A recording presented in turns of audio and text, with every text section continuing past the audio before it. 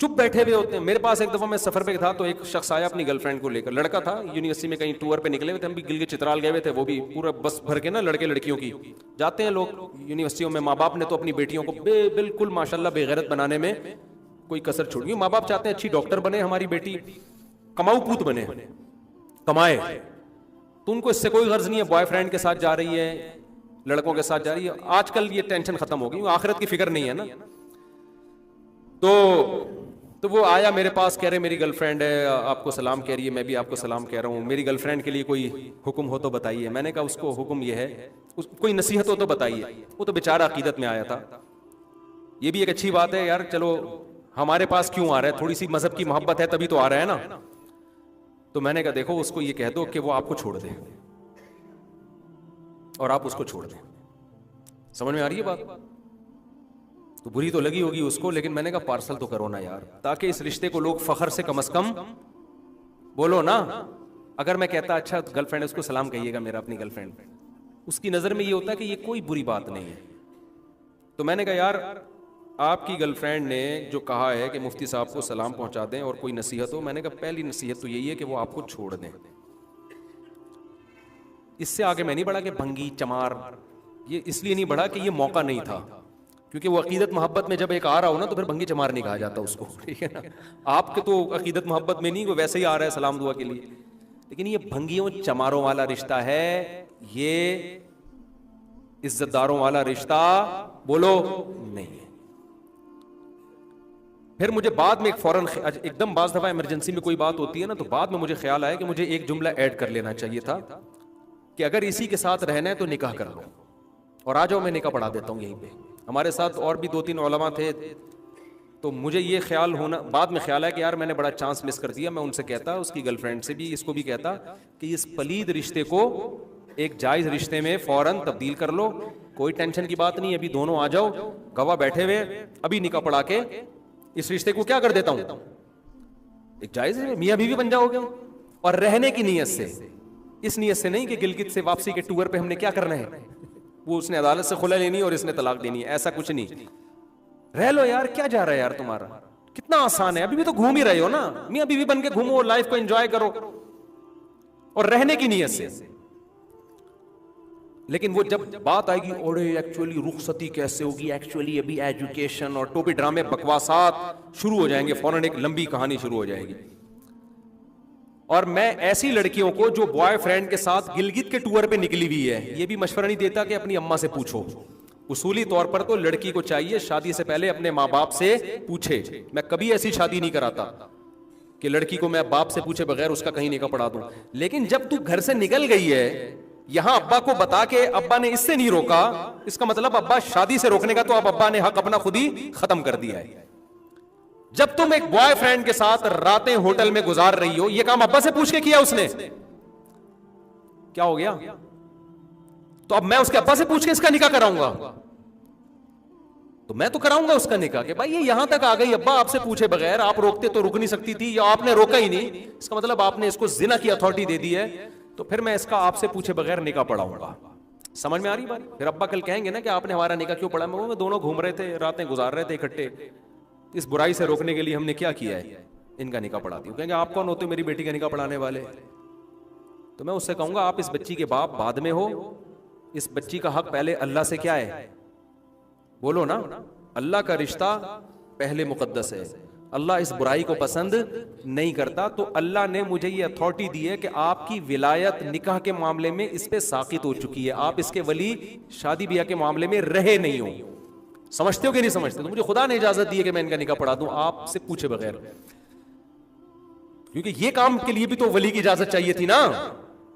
تو ولی کے لیے جائز تھا اجازت دے دیتا کہ ابے نکاح کے لیے جب ولی کی اجازت ضروری ہے تو کیا بوائے فرینڈ بنانے کے لیے ضروری نہیں ہے, اور ولی کے لیے جائز ہے کہ اس کو اجازت دے. تو جس ولی نے اپنی بیٹی کو بوائے فرینڈ رکھنے کی اجازت دے دی ہے تو وہ اس کو شوہر بنانے سے کیسے روک سکتا ہے؟ نہیں آ رہی کھوپڑی میں تو جو چل رہے ہو چلتے رہو بیٹھ کے. بال اصل بات میں یہ کر رہا تھا, جب کوئی بتایا گیا نا میری گرل فرینڈ ہے, تو بولا یار بڑا گندا بھنگیوں والا کام کیا, اور صلاحیے کیسے آنا ہوا. آپ فوراً موضوع چینج کر دو, کیونکہ پھر وہ برسے گا آپ کے اوپر, تو کون ہوتا ہے مجھے روکنے والا.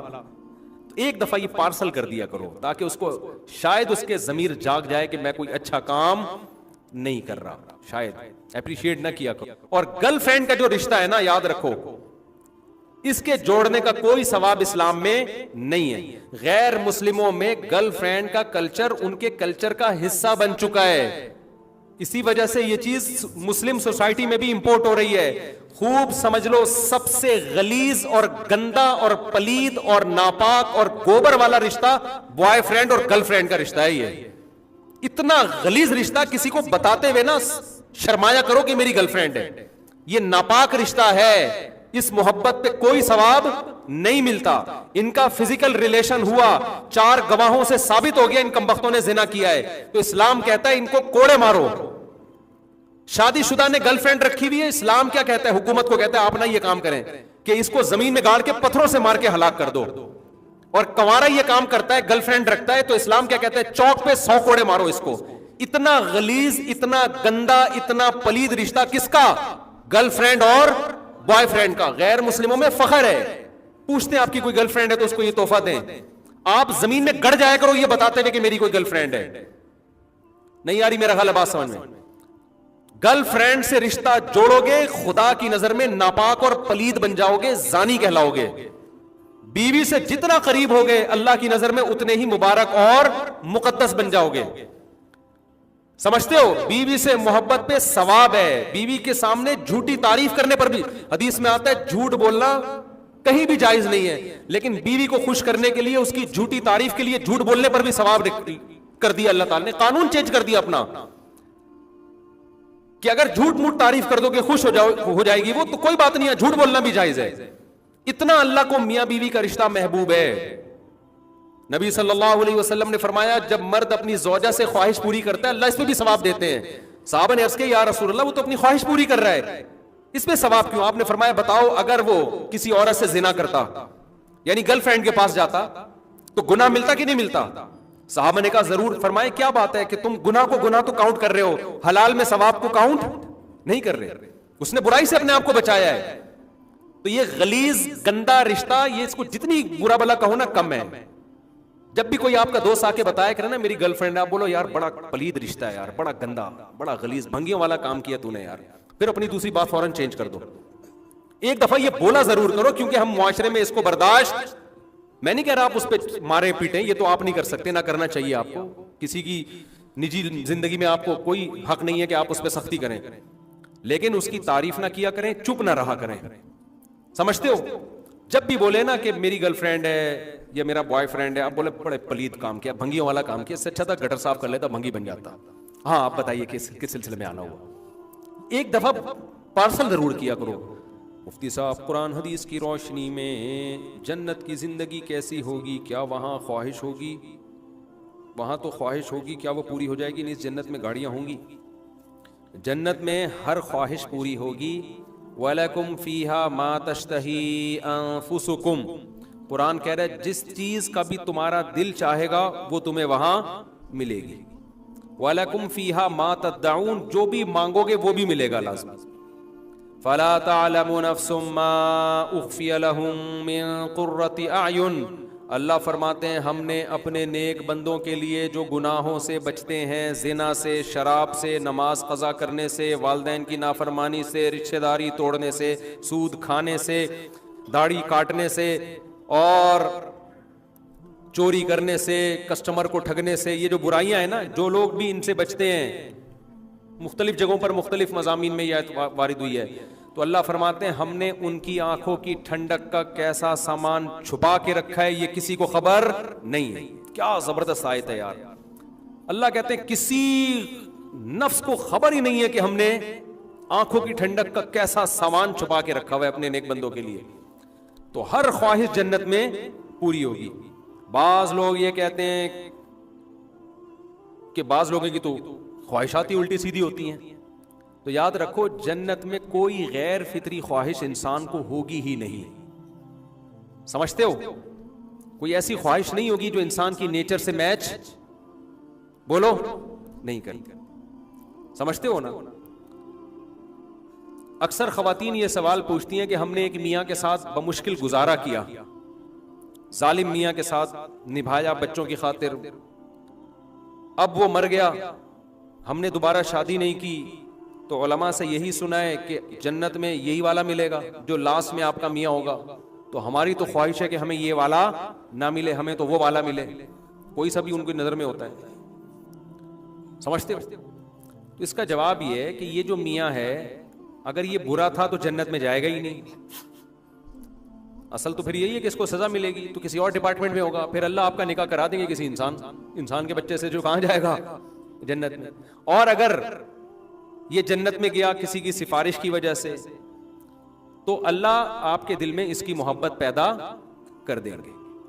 یہاں خواتین کہتی ہیں یہ والا کس کی ڈیزائننگ ہی ٹھیک نہیں ہے. تو دیکھو اللہ کو یہ قدرت ہے, یہ پرانی گاڑیاں کمپنی میں ریپیئر ہو کے نہیں ہو جاتی ہیں کہ نہیں ہو جاتی, تو پرانا میاں کیوں ریپیئر نہیں ہوگا؟ کیا خیال ہے؟ پرانا والا بھی کیا, یہ سب کچھ اللہ کی قدرت میں ہے. تو جو بھی کرے گا اللہ, یہ اللہ پہ چھوڑ دو, اس میں ٹینشن لینے کی کوشش نہ کرو. مرد پریشان ہوتا ہے کہ یہی والی مجھے ملے گی. ایک آدمی کی بیوی کی ڈیتھ ہوئی تو دفنا کے آ رہا تھا, بجلی کڑکی نہ, کہہ رہا ہے لگ رہا ہے پہنچ گئی ہے. وہاں جا کے بھی ایک دم اس نے تباہی مچا دی. تو اب یہ والا چاہے گا کہ یہی والی ملے. تو اب اس بحث میں پڑھنا فضول ہے. جب اللہ نے کہہ دیا کہ کوئی ٹینشن نہیں ہے اور راحتیں ہی راحتیں ہیں, تو سمجھ لو کہ یہ والی ریپیئرنگ کے بعد ملے گی تمہیں, یہ وہاں جا کے کڑکے گی نہیں. کیونکہ جنت میں کوئی پھڈے بازی نہیں ہے, محبتیں ہیں. الا قیلا سلاما سلاما, ہر طرف سے سلامتی کی صدائیں ہوں گی. تو اس لیے کوشش اس کی کریں کہ جنت میں چلے جائیں. تو یہ بڑا مسئلہ نہیں ہے کہ یہی والی ملے گی یا وہ پڑوسن ملے گی, اس کی والی مجھے مل جائے گی, میری والی اس کو. یہ اصل ٹینشن کی بات نہیں ہے, یہ ٹینشن نہ لیں. یہ میری اور آپ کی ٹینشن نہیں ہے, یہ اللہ کی ذمہ داری ہے. اللہ ہم میں سے ہر شخص کی خواہش پوری کرے گا. فوکس اس کو کریں کہ اعمال ایسے کریں وہاں پہنچ جائیں, پھر وہاں جا کے اللہ سے کہنا مجھے یہ والی نہیں چاہیے. تو اللہ کہے گا کہ اسی کو برداشت کرنے کی وجہ سے تو یہاں پہنچا ہے, اب تجھے یہ والی نہیں چاہیے. تو اللہ اس نفرت کو محبت سے تبدیل بھی کر سکتے ہیں. دل کس کے ہاتھ میں ہے؟ اللہ کے ہاتھ میں. تو کوشش اس کی کریں کہ پہنچ جائیں کسی طرح جنت میں.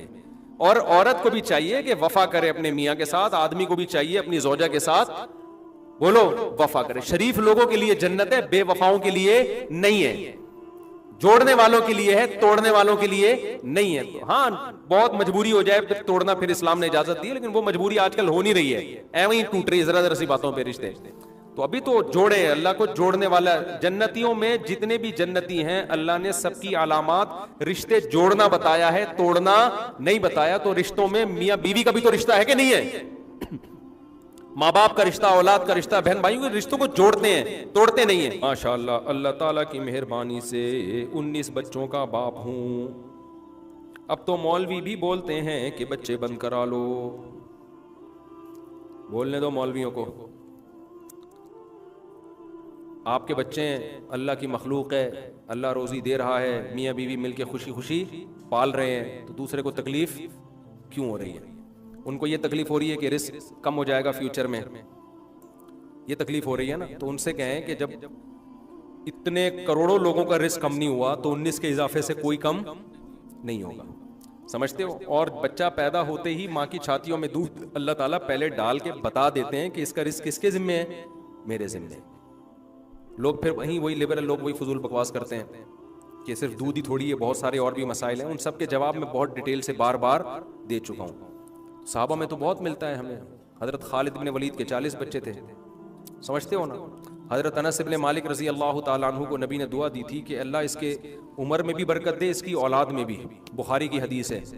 حضرت انس بن مالک فرماتے ہیں کہ اللہ نے میری اولاد میں اتنی برکت دی کہ 100 بیٹوں کو میں نے اپنی زندگی میں چلتے پھرتے دیکھا ہے. سمجھتے ہو, بیٹیاں اس کے علاوہ. تو اتنے اللہ نے ان کو اولادیں دی تھیں, کھا بھی رہے تھے, پی بھی رہے تھے, بڑے بھی ہو رہے تھے. میں تو ایسے گھروں میں گیا ہوں, ان کے تو 19 ہیں, تھوڑے کم ہیں, ایسے گھر میں گیا ہوں جس باپ کے 30 بچے. میں نے اکثر واقعہ بتایا نا کہ میرے سے ایک طالب علم ملنے کے لیے آیا, مجھے کسی نے بتایا کہ استاد جی اس کلاس میں ایک بچہ ہے جس کے 29 بہن بھائی ہیں. تو میں نے کہا لے آؤ. میرا خیال تھا کہ خوراک نہیں ملی ہوگی, سارے سکڑ گئے ہوں گے خوراک کی کمی کی وجہ سے. جب آیا تو لال ٹماٹر اور ماشاءاللہ قداور. تو کہہ رہے ہم تو ماشاءاللہ 15 لڑکے 15 لڑکیاں. تو سب کھا پی رہے ہیں. میں نے کہا یار میں تمہارے گھر جا کے دیکھوں گا کہ ماشاءاللہ یہ 30 بہن بھائی کیسے پل رہے ہیں یار. تو ان کے گھر میں راشن آتا تھا, وہ ٹرالی نہیں ہوتی, وہ جو جس سے مٹی نہیں پھینکتے ہیں, وہ کیا کہلاتے ہیں, بال جو بھی ہوتی ہے, ہاتھ والی جو ریڈی ہوتی ہے نا, اس سے ان کے گھر میں راشن آتا تھا. اچھا یہ جو 19 بچے ہوتے ہیں, یہ 30 ہوتے ہیں, یہ ایک دم 30 برساتی مینڈکوں کی طرح نہیں ہو جاتے. جب 30واں ہوتا ہے تو پہلا بڑا ہو چکا ہوتا ہے, اچھی خاصی ایج ہو چکی ہوتی ہے, تو ایک دم ایسا نہیں ہوتا کہ درازوں سے بچے نکل رہے ہیں تیتے سے, یوں ایسا نہیں ہوتا. تو سارے, تو پھر ان کے گھر پیسہ بھی بہت. میں نے کہا اچھا اصل میں اتنا پیسہ ہے نا تبھی یہ 30 بچے ہیں. انہوں نے کہا نہیں ہے استاد جی, مجھے استاد جی کہتے تھے نا, ایسا نہیں ہے, بچے پہلے ہوئے ہیں, پیسہ بعد میں آئے. میں نے کہا ایکچولی ذرا بتا دینا تاکہ میں لوگوں کو بتاؤں گا 30 بچوں کے بعد پیسہ کیسے آتا ہے. انہوں نے کہا ہوا یہ ہے کہ ہمارے ابا کی ایک چھوٹی سی شاپ تھی, ابا کی چھوٹی سی شاپ. بچے جو بیٹا جیسے ہی بڑا ہوتا گیا نا, ابا نے شاپ میں دکان میں اس کو اپنے ساتھ بٹھایا. بیٹیاں نہیں کماتی, بیٹیاں گھر میں بیٹھتی ہیں. بیٹے جیسے بڑے ہوتے گئے ابا کے ساتھ کاروبار میں شریک ہوتے ہوتے ہمارا بزنس دبئی تک پھیل گیا ہے. سمجھ میں, اولاد زیادہ ہونے سے رسک کم نہیں ہوتا, رسک کیونکہ بچہ 2 پیٹ بھرنے کی طاقت ہوتی ہے. تو انہوں نے کہا جیسے جیسے بڑے ہوتے گئے گھر میں آمدن بولو آتی گئی. اور جب پہلا بالغ ہوا, بڑا ہوا, تو اس وقت تھوڑی 30 تھے. بھائی اتنی جلدی 30 ہو ہی نہیں سکتے نا, اللہ کے ابھی تو ایک نظام ہے. تو وہ تو بڑے ہوتے گئے اور مارکیٹ میں نیا ورژن آتا گیا. تو نیا ورژن آتا گیا, مارکیٹ میں آتا گیا, ہوتے ہوتے کہتے ہیں جب اتنے ہمارے جب کاروبار بڑھتا گیا تو اتنی ریل پیل ہو گئی, ملازمین کو رکھو وہ خود آدھی دکان کھا جاتے ہیں, اولادوں کو رکھو تو وہ باپ کے کاروبار کو ترقی دیتے ہیں. کہہ رہے اب یہ حساب کتاب ہو گیا کہ دبئی میں اور شارجہ میں اور پتہ نہیں کہاں کہاں اتنا بزنس پھیل چکا ہے کہ ہم نے ابا کو بٹھا دیا گھر میں, ابا اب آپ نے نہیں کمانا. میں نے کہا ویسے بھی یار 15 بیٹے تو اگر روزانہ ریڑھی بھی لگائیں اور روزانہ 100 روپے بھی ابا کو دے دیں تو 15 کو 100 سے ضرب دے دو, کتنے بن گئے 1500. تو 1500 روپے تو ابا کی روز کی ویسے ہی خامخواہ کی دہاڑی بن جائے گی, ریڑھی بھی لگائیں. تو بزنس اتنا ان کا دنیا میں پھیلا کہ اب کیا ہو رہا ہے کہ ابا کو انہوں نے بٹھا دیا گھر میں, آپ نے نہیں کمانا ہے, ہم جب ہیں کمانے والے. اور جو مجھے بتا رہا تھا نا یہ کارگزاری, ابا نے اس کی بھی شادی کر دی. نہیں اسپیڈ رک نہیں رہی ہے. صحیح ہے نا, وہ بالغ ہوا ابا نے. اچھا اس کے پاس میں نے بڑے مہنگے موبائل دیکھے, میں نے کہا یار اتنا مہنگا. اس نے کہا یار میرا بڑا بھائی دبئی میں ہے. اچھا ان کے ہاں کیا ہے, تجارت بھی چل رہی ہے, ایجوکیشن, کچھ بچے اسکول میں پڑھ رہے ہیں, کچھ کیا کر رہے ہیں, تبلیغ میں سال کے لیے نکلے ہوئے ہیں. کیونکہ پیچھے گھر کو سپورٹ کرنے والے, ماں باپ کی خدمت کرنے والے اتنے ہیں کہ تبلیغ کا کام بھی زندہ ہے, اور مدرسے میں 2-4 بچوں کو عالم بنانے کے لیے بھی وقف کر دیا, اور بزنس بھی کر رہے ہیں. سارے کام گھر میں ہو رہے ہیں. اور کہہ رہے ہیں میرا ابا ایسے دسترخوان پہ آگے بیٹھتا ہے, 4 مائیں بیٹھتی ہیں اور بچے لائن سے آ کے بیٹھتے ہیں, اتنی بڑی ابا کی پگڑی ہے. میں کہنے لگا ایسا ابا کہاں سے لبا, پنجابی میں کہتے ہیں نا. تو یہ اٹھا کر پھینک دو باہر گلی میں, نئی تہذیب کے انڈے ہیں گندے. یہ تمہیں بولتے رہیں گے 19 بچے ہو, بے کیا کر رہا ہے, اور کوئی تیرا دنیا میں کام نہیں ہے. اس طرح کے تانے ملتے ہیں لوگوں کو. دنیا میں اور کوئی کام نہ ہوتا نا تو 19 بچے پل نہیں سکتے تھے. ایک نوالا نہیں ملتا ان کو. اولاد ہوتی ہے تو انسان محنت بھی کرتا ہے جا کے خود ہی. ہاں یہ ضرور ہے کہ اپنی ذمہ داریاں پوری کرے, خالی بچوں کی اسپیڈ کو فوکس کر کے نہ رکھے. جب آپ گاڑی چلا رہے ہوتے ہو ایکسیلیٹر پہ فل جب پاؤں ہوتا ہے تو پھر اسپیڈ بریکر بھی دیکھتے ہو, سگنل بھی دیکھتے ہو کہ کہاں سے ٹرن مارنا ہے, رکشے والا نہ آ جائے. پھر یہی نہیں ہوتا کہ اسپیڈ پہ پاؤں رکھ کے بچہ چلا جا رہا ہے, پھر تو کھائی میں جا کے گرے گا. تو بچوں کی اسپیڈ بھی خاندانی ہونی چاہیے, اور پھر ان بچوں کی تربیت کے لیے محنت بھی کیا ہونی چاہیے, خاندانی. ان کی کھلانے کے لیے فکر بھی کیا ہونی چاہیے, خاندانی. یہ دونوں کام تو ساتھ ساتھ چلو, اور پھر اللہ توفیق بھی دے دیتا ہے. ایک آدھ بچے والے کو اکثر توفیقیں بھی نہیں مل رہی ہوتی. تو اچھا ان کے سارے بچے ادب تمیز والے, ماشاءاللہ, باپ کا احترام, ماں کا احترام, سب سیٹ اپ چل رہا ہے. گھروں میں رونق ہے, بڑا گھر ہو گیا اب ان کا. اچھا پچھلے سال 2 سال پہلے مجھ سے ملنے کے لیے آیا, میں نے کہا میں نے آپ کا واقعہ بہت لوگوں کو بتایا کہ 30 بچے, انہوں نے کہا 32 ہو گئے استاد جی. 30 پرانی رپورٹ تھی. 30 کون سی تھی, پرانی رپورٹ تھی, اب 32 ہو گئے. تو الیکشن والے بھی انہی کے گھر میں آتے ہیں کہ یار 30 ووٹ تو یہاں گئی ہیں. اور اللہ بھلا کرے آپ کا کہ وہ ایک فیملی پلاننگ والے آئے نا, کسی کے گھر 20 بچے تھے, تو کسی نے پوچھا کہ یار تمہارے گھر فیملی پلاننگ والے نہیں آئے, کہہ رہے ہیں یار اسکول سمجھ کے چلے گئے تھے. سمجھتے ہو کہ نہیں سمجھتے؟ سارے انتظام ہو جاتے. اور زمین اتنی جلدی بھرنے والی نہیں ہے. آپ سفر کرو, زمین خالی پڑی ہے, پکار کے کہہ رہی ہے کہ میرے اللہ نے مجھے اتنا بڑا بنایا ہے, اتنی اسپیس رکھی ہے. اس اللہ کو پتا تھا کہ 15ویں صدی میں مولوی طارق مسعود بھی پیدا ہوگا جو لوگوں کی اسپیڈ بڑھا کے دنیا سے جائے گا. اللہ نے پہلے سے اتنی اسپیس, بلوچستان میں ہی پورا پاکستان سما سکتا ہے, اتنی اسپیس ہے. ایک اکیلا صوبہ ہی کافی ہے. سندھ خالی پڑا ہے, بلوچستان خالی پڑا ہے, بہت اسپیس ہے. پھر آگے پوری دنیا کو دیکھو گے تو آدھے سے زیادہ پاکستانی تو دنیا میں ہیں. یہ آبادی زیادہ ہے تبھی تو پوری دنیا میں پہنچے ہوئے ہیں. آبادی تھوڑی ہوتی تو کہاں جاتے بیچارے؟ پوری دنیا میں جاؤ. دنیا میں کتنے کنٹریز ایسے ہیں جنہوں نے اپنی نسلوں کو روکا اور 1 صدی کے بعد وہ نسل ہی غائب ہو گئی. اور اب ایسا ہی ہو رہا ہے. یورپ کے کنٹریز اب مائنس میں جانا شروع ہو گئے ہیں, کیونکہ پہلے انہوں نے کہا 2 بچوں کی تربیت اچھی ہوگی, معاشی ترقی ہوگی, پیسہ بچے گا. تو گورے نے کہا 2 بچوں میں جب پیسہ بچے گا تو 1 میں تو اور زیادہ بچے گا, اس کی تربیت اور اچھی ہوگی. تو اس نے کہا 1 ہوگا بس. پھر اس نے کہا اگر 1 بھی نہیں ہوگا تو تربیت کا ٹاپک ہی ختم ہو جائے گا.